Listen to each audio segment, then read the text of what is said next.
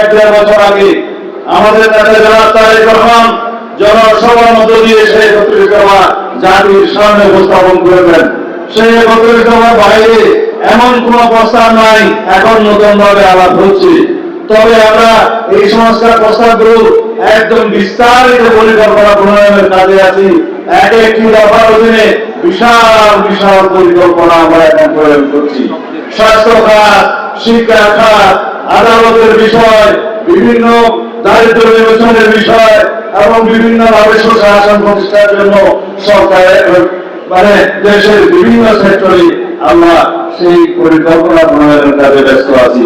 আমরা আমাদের সংস্কার পরিকল্পনা বাস্তবায়ন করব যদি জনগণ আমাদেরকে ম্যান্ডেট দেয়, রাষ্ট্র পরিচালনার সুযোগ দেয়, তাহলে আমরা সর্বক্ষেত্রে সংবিধান সহ সমস্ত সব ক্ষেত্রে গণতান্ত্রিক সংস্কারের মধ্য দিয়ে একটি শক্তিশালী বাংলাদেশ নির্মাণ করব। সেই হিসাবে সকল রাষ্ট্র কাঠামো, সাংবিধানিক কাঠামোর সমস্ত গণতান্ত্রিক সংস্কার হবে। আমরা বাংলাদেশের মানুষের সামনে অর্থনৈতিক মুক্তি আনয়নের জন্য সংস্কারের মধ্য দিয়ে একটি নতুন বাংলাদেশ উপহার দেব। সেই বাংলাদেশের জন্য আমরা কাজ করছি। আমরা বলছি সবার আগে বাংলাদেশ। আমাদের একমাত্র স্লোগান সবার আগে বাংলাদেশ, অন্য কোন দেশের তাবেদারি নয়। আমরা পার্শ্ববর্তী দেশের গোপন দখলদারিত্ব দেখেছি। এই দেশে আমি নাম নিচ্ছি না, বাংলাদেশের পুরো সীমানা করদারিতে পরিণত হয়েছিল আমরা দেখেছি। বাংলাদেশের সমস্ত রাষ্ট্রীয় কাঠামো, সমস্ত কার্যক্রম সরকার পরিচালনা করত দিল্লি থেকে আমরা দেখেছি। সেই দিন যেন আমাদের আর না দেখতে হয়। এইগুলো যদি আমরা বলে নির্বাচনের কথা বলে আমরা নাকি আরেক দেশের চর হয়ে গেলাম, গোয়েন্দা হয়ে গেলাম, কি হয়ে গেলাম। কারা বলছে? যারা চায় নির্বাচনের মাধ্যমে গণতন্ত্র প্রতিষ্ঠা হয় না।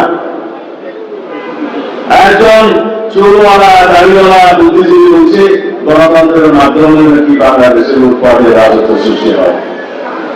তো যদি গণতন্ত্রের মাধ্যমে, ভোটের মাধ্যমে গণতন্ত্র প্রতিষ্ঠা না হয়, পৃথিবীতে আর কোন গণতান্ত্রিক ব্যবস্থা আছে কিনা আমাদের যারা না যারা করে যদি বলেন, তাদের একটাই মাত্র উদ্দেশ্য, বিনামূল্যে তারা যেন বর্তমান সংস্কারবাদী সরকারের আইন দীর্ঘায়িত করে।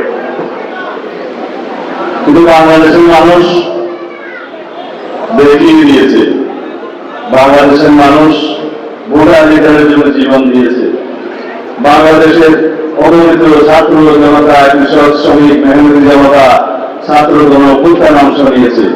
বাংলাদেশের সকল গণতন্ত্রকামী রাজনৈতিক দলের সকল নেতা কর্মীরা এই রাজপথে রক্ত দিয়ে যা প্রতিষ্ঠিত করেছে তা হচ্ছে জনগণের ভোটাধিকার, জনগণের গণতান্ত্রিক অধিকার, জনগণের সাংবিধানিক অধিকার।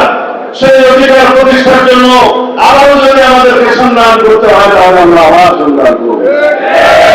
যদি কেউ স্বপ্ন দেখে থাকেন বিনামূল্যে বিভিন্ন বাহানায় সংস্কার বিচারের বাহানা দিয়ে আপনারা অনবরত অনির্দিষ্টকালের জন্য ক্ষমতায় থেকে যাবেন, সেটা দুঃস্বপ্ন পরিণত হবে।